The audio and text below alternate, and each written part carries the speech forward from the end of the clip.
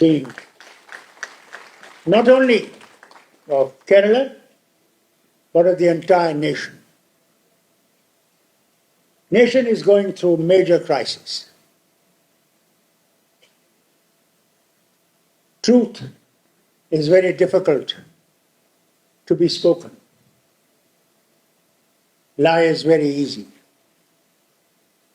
And Gobble still remains alive in India.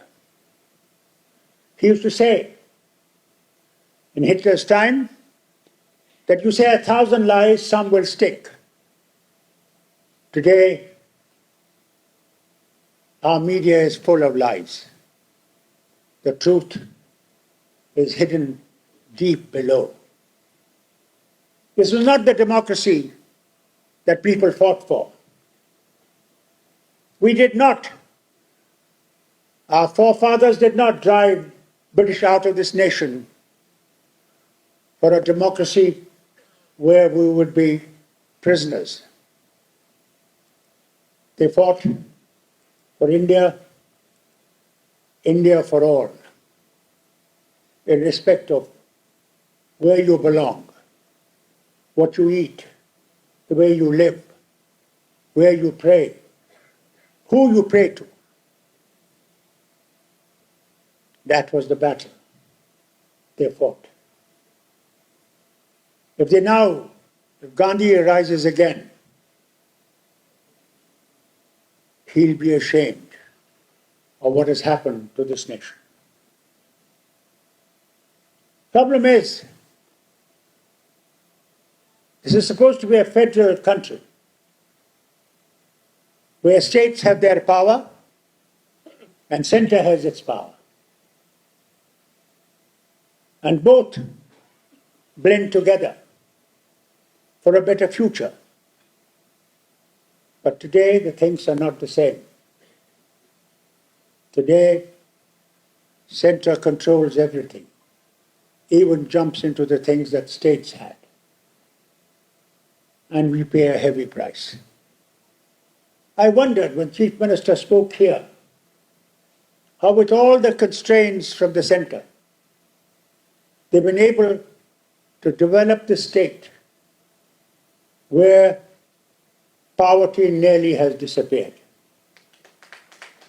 This was really something wonderful to hear. Look at my state of Jammu and Kashmir. It could have easily become part of Pakistan when British divided India into two dominions. They divided it on religious basis. On one side, there was Indian National Congress, who fought for unity for all of us. On the other side, there was Jinnah and Sangh that fought for religion. Thank God, we never became a religious state. It's a great achievement of that time. But did we stay on that path? My state turned into union territory, an assembly which hardly has any powers. You pass bills, they get stuck with the lieutenant governor. To this day, business rules have not been completed and given to the state, to the union territory. What was the reason for it becoming union territory? They said that Article 370, which had been bestowed onto the state of Jammu and Kashmir, created terrorism. That was their main factor. Forgetting the day it was given, the Sangh opposed it tooth and nail. There was nothing new. And what happened? They blew this drum all over the nation, and you bought it. But now I ask you, from August 2019 Has terrorism disappeared? Has it gone? Have you forgotten Pulwama, where 40 of our brave soldiers died? Have you forgotten Pahalgam? Have you forgotten recently Udhampur, Katra, Kishtwar? It is not 370. It's our neighbor. Neighbor still feels that Kashmir is disputed. They still refer to the United Nations, and we still have United Nations observers observing the border in the state of Jammu and Kashmir. Now, how do you end this crisis?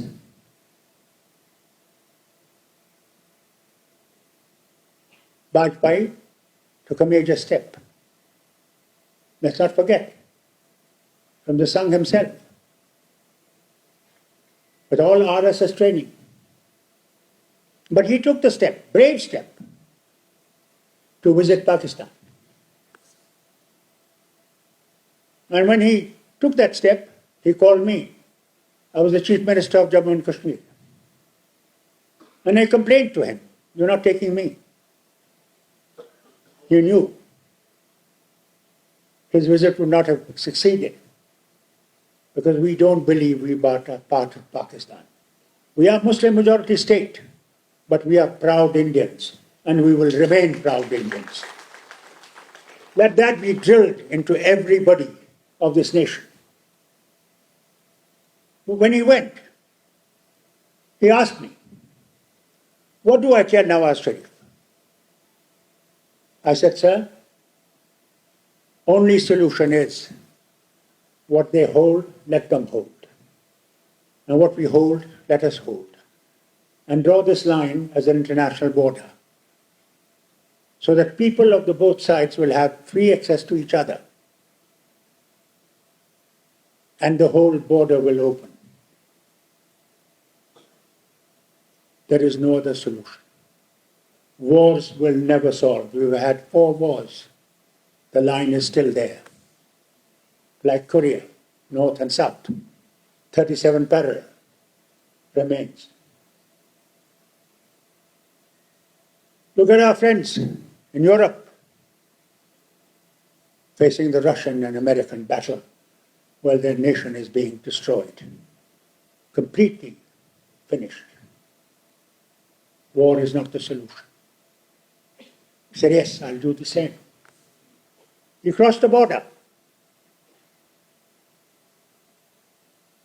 And what did he tell? He told this Nawaz Sharif the same thing what I'm telling you now. And Nawaz Sharif agreed. He said, "Yes, but the army will not accept it at this time." They still remember the defeat they got in erstwhile East Pakistan, now Bangladesh. How long are we going to bleed? How long is the progress of Jammu and Kashmir going to be at the mercy of our neighbor? Do you ever think? Do you ever ponder how we live?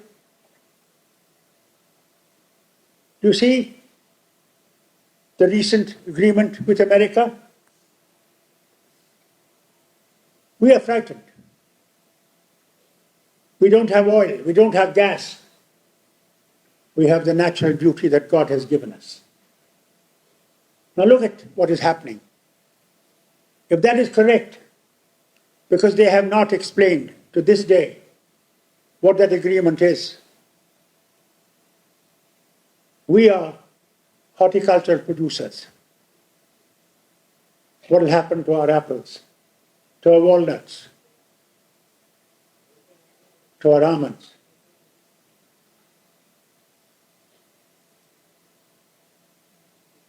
What will happen to Himachal? Poor states. We don't have industry as you have. And very difficult to bring in because with the crisis we have with our neighbor. Ladies and gentlemen, we are passing through grave periods. And unless we together in India realize that the fascist forces that are trying to divide us just to win the seats, Hindu is put into one place and the Muslim is put into other place. How does it matter to me as a Muslim whether you pray to that God or this God or so God? It doesn't matter to me. And I thought every religion had the right to the Constitution of India to be able to practice, preach. What is the solution today? Muslims first, Christians next, Sikhs third. Is this what India is? They want one language from north to south, east to west. One color to survive from north, east, west, and south. Is that possible? We are united because we are different. It is unity in diversity. And if we protect diversity, we'll make India strong. If we destroy diversity, we'll make India weak. I come from a state where the morning temperature is 1 degree at this time. And your temperature probably rises around 28 or 26. You have never seen temperatures of -5 to 30. That is what my state has. What unites us? I don't understand your language, you don't understand my language. Your culture is very different to my culture. Our habits are different to what your habits are. What you eat is different to what we do. I always tell myself, what unites me with this nation is that hope that we can all progress together by holding hands of each other. That is the hope I have till my dying day, that the fascist forces will not succeed. They will die like Hitler died.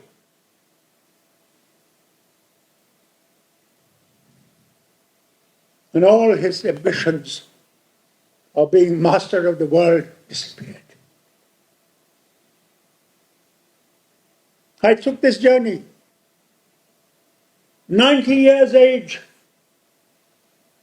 to tell you, think of us, pray for us, so that we can get out of this tragedy that we are facing today in the north.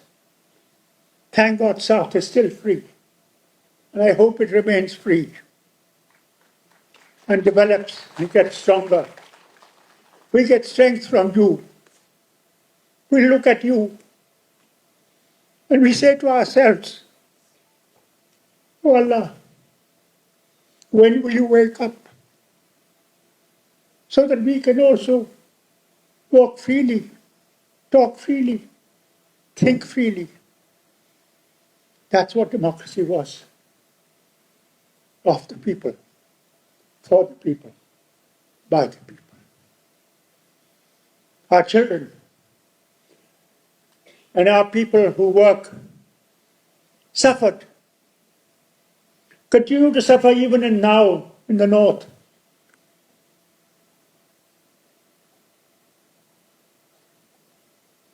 Calling them Pakistanis.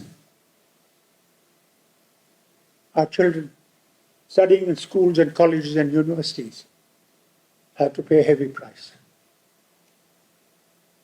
When will this end? Will it ever end? But unitedly, if this nation wakes up,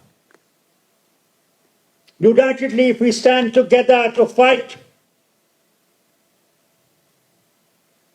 majority of Hindus, I'll tell you, are not communal.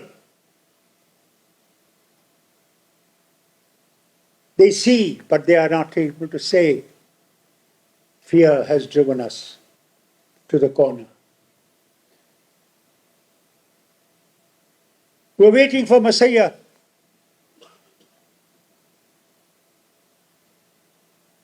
Like the Israelites waited. When Pharaoh did everything to punish them, Moses came. Moses freed them. But look at today. The same people who suffered the crisis of Germany, so many million put into gas chambers. What are they doing to the Muslims of Palestine? They forgot what they went through.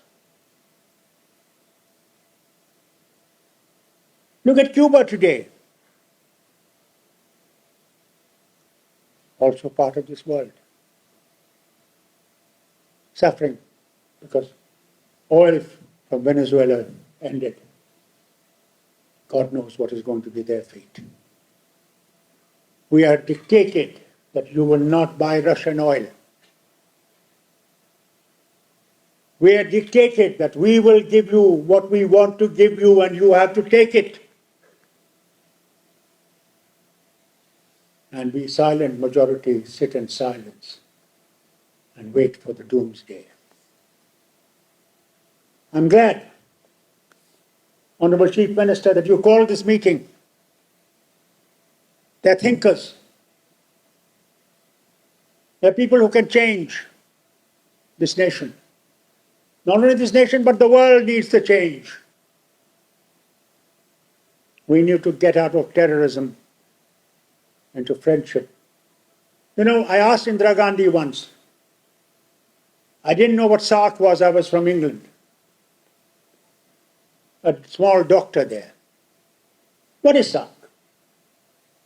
She said, Farooq, this is to unite all our neighbors together so that we can think together, we can decide our problems together. Where is that SARC today? Talking of Indira Gandhi or Jawaharlal Nehru is no good because the very people who are in power today blame them for everything, forgetting that if Nehru wasn't there, this nation would never have ISRO, IITs, IIMs, and all the other atomic agencies and other major things that India developed. Only thing Nehru failed is telling people that you also owe something to the nation. Nothing is free. It's together we will have to build the nation. And I hope, Mr. Chief Minister, this conference of yours, where it thought of Kerala, will think of the nation